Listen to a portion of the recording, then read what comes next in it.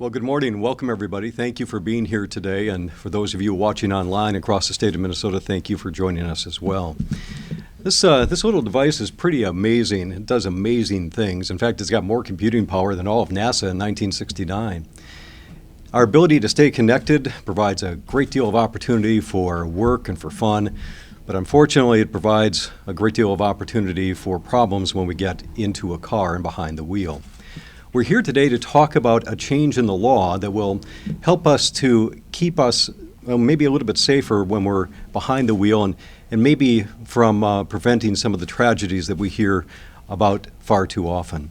You're going to hear from three different speakers today: Department of Public Safety Commissioner Mona Doman, Representative Frank Hornstein, who was the author of the bill in the House that we're highlighting here today, Matthew Riggs, who lost his brother to a texting driver, and you'll also notice standing behind me representatives from law enforcement in the state of Minnesota, State Patrol trooper, officers from Ramsey County, Maplewood, and Dayton. We thank them for being here today. Commissioner Doman. Thank you, Bruce. Good morning, and thank you all for being here. I want you to think about your drive into work today. Maybe you muttered under your breath at the driver next to you because their head was down and their phone was planted in front of them. Maybe you hit the horn because you were waiting and waiting and waiting for the driver ahead of you to notice that the light had turned green. Distracted driving behavior is aggravating and it's annoying. And it's deadly. Just ask Matthew Riggs, who is here with us today. His brother David was killed by a driver who was texting. Distracted driving behavior is way too prevalent in Minnesota, much like drinking and driving was in the 1970s. It's responsible for around 60 deaths and 225 serious injuries every year that we're aware of. Over the last 5 years in Minnesota, 19% of all fatalities and serious injuries were distraction related. Too many of us are driving distracted, and this just has to change.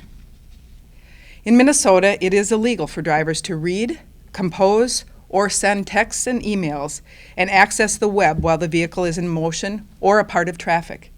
That includes sitting at a stoplight or stop sign. It is also illegal for drivers with a permit or provisional driver's license to use a cell phone while driving except to call in emergencies on a 911 call. Starting on Saturday, drivers who repeatedly text while driving face a higher fine for violating the law.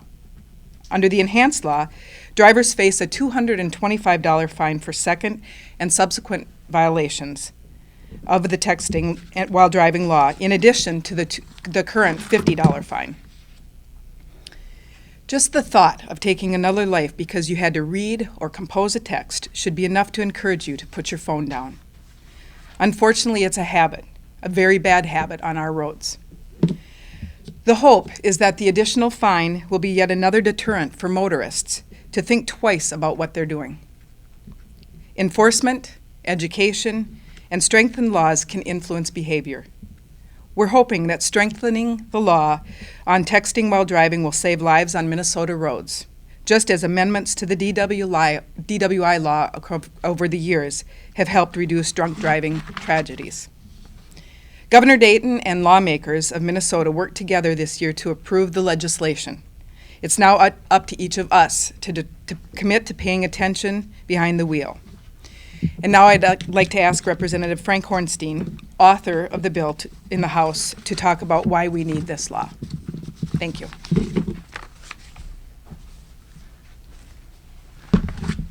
Thank you very much, and I want to especially thank Commissioner Doman, Deputy Commissioner Danaski, and all of the staff, law enforcement, Department of Public Safety, and our law enforcement officers from around the state for their unwavering support of this legislation.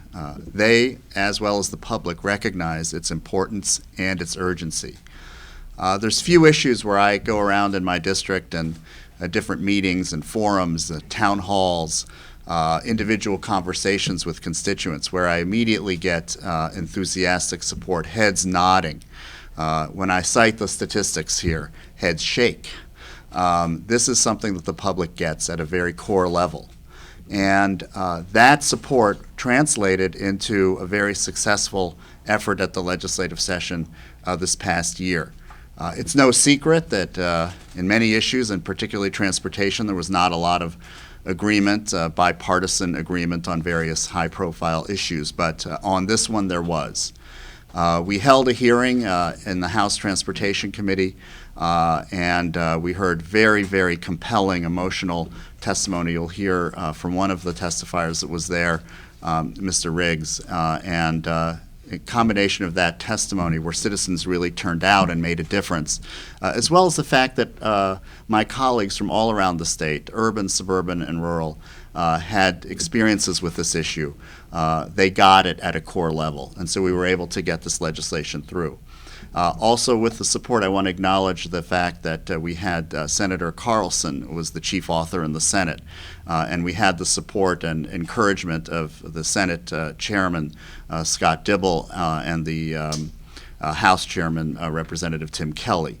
So there was a real good coming together of individuals and caucuses at the Capitol. And there was this recognition that better laws and stiffer consequences can save lives.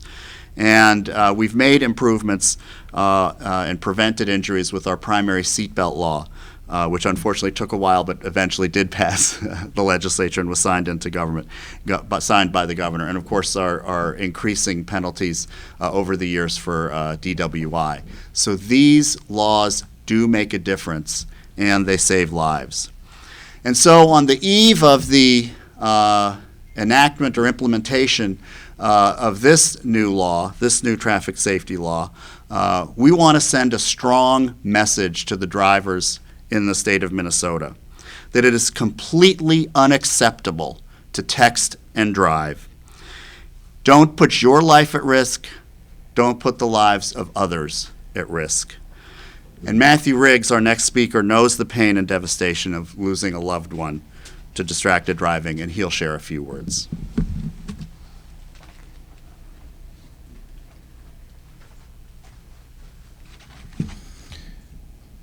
First off, I want to thank the Department of Public Safety Commissioner Mona Doman, Representative Frank Hornstein, and Senator Jim Carlson for authoring the second texting while driving violation bill and helping raise awareness of distracted driving with this initiative. My name is Matt Riggs.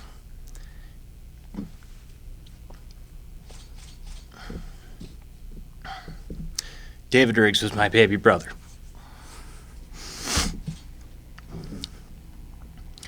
Like any brothers, we had our moments, but we were always there for each other and we loved each other. When I got back from a year deployment to Afghanistan in 2004, David had said to me and to the world on a news camera that I was the best brother that he ever had. I'll never forget that. David was the life of any room that he was in, and you would notice that immediately when you saw him. He was kind, caring, and a friend to everyone. He had a zest for life and wanted to do just about everything, which he did. He joined just about every school club you can think of, had about 1,000 friends, and just always wanted to experience everything. 2 years ago, on August 17th, 2013, my family, our friends, and our community and I lost David forever. Although he did so much up until his 20th birthday, he still had a lot of life to live and hearts to touch.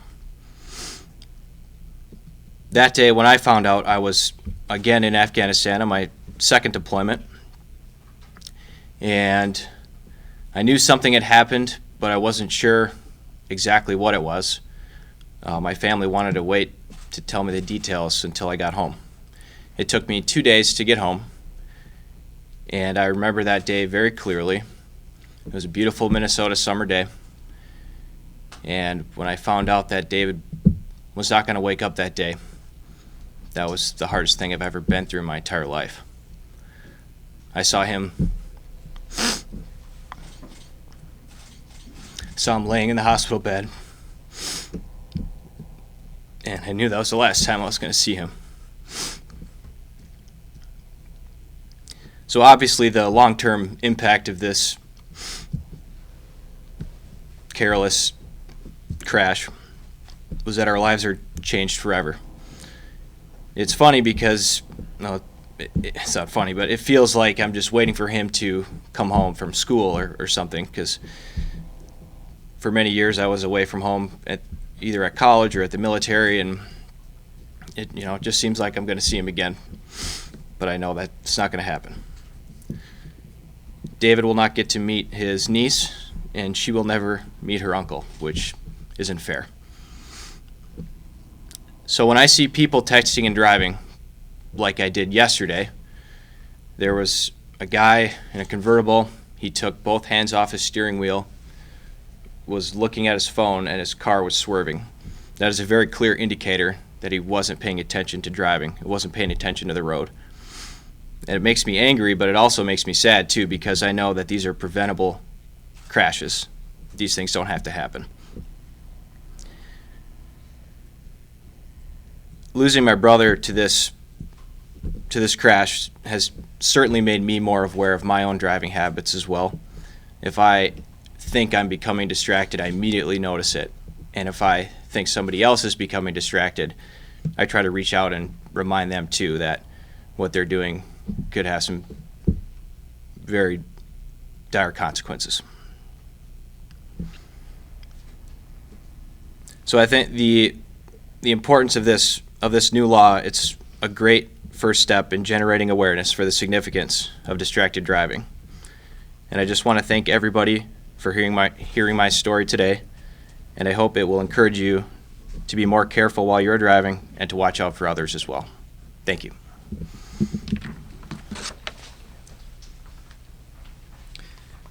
Thank you, Matt, for your comments and your story. We're going to open it up to questions from media in just a moment. I want to recognize Maple Grove Police Department here today, and then also Donna Berger, the Director of Office of Traffic Safety, who's available to answer any questions as well. So with that, we'll open it up for questions. Yes, go ahead.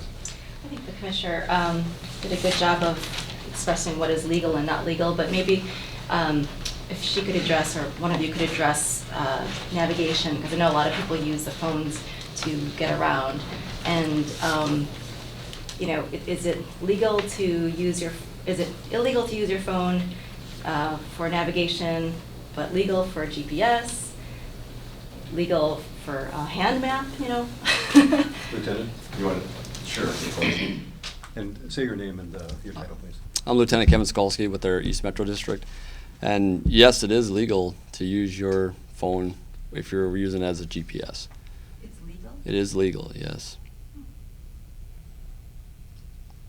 How about if you're using the voice-activated part of your phone to text? Is that legal, or is that? That would still be considering texting.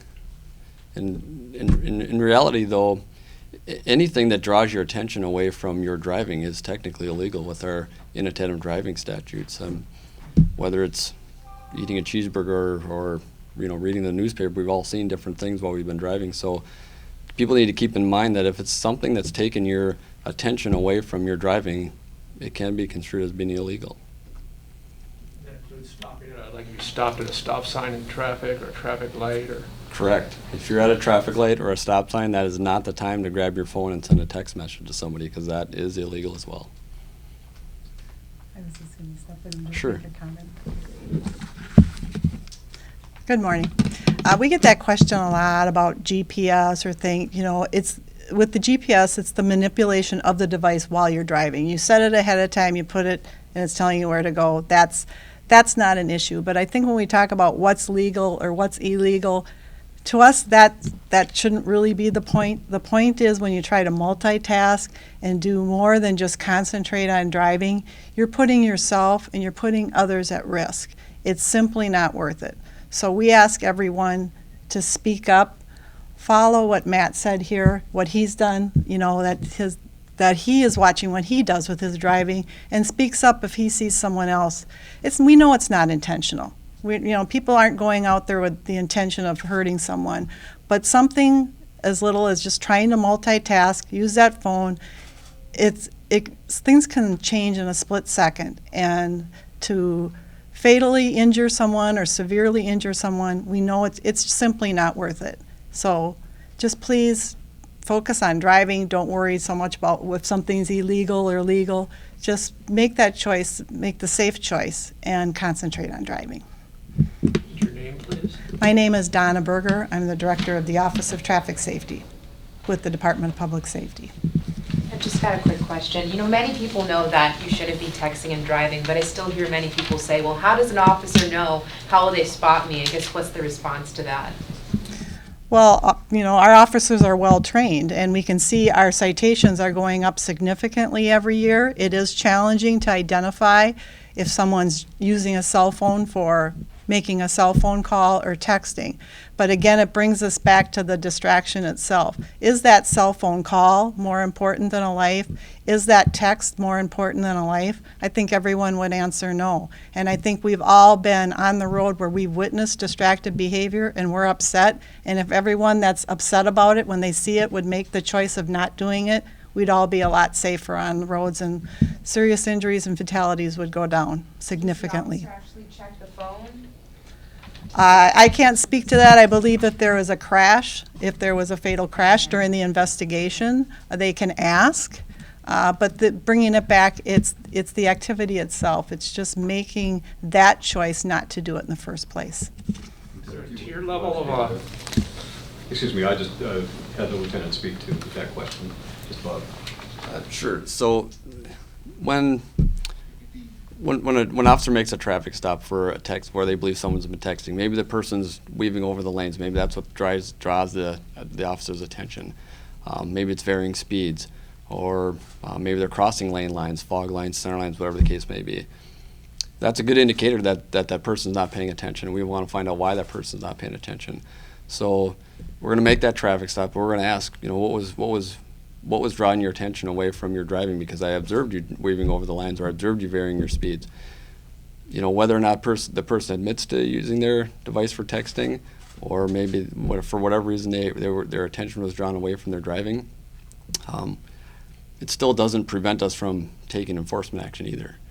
Because even though we may not have the exact information that they were texting, we still can take enforcement action with the law. So that's the focus really is it necessarily the importance that person was texting? The most important thing is that they weren't paying attention to their driving. So I'm sorry I interrupted. Go ahead. Did you have a question, sir? Oh, no, just adjusting my camera, sorry. All right, sounds good. Anybody else? I want to know, this new law is for second and third violations, is that correct? Or is Second it and subsequent. subsequent? Well, how does the law work now for first, second, what's, fine structure, and how does that work? Does anyone know that?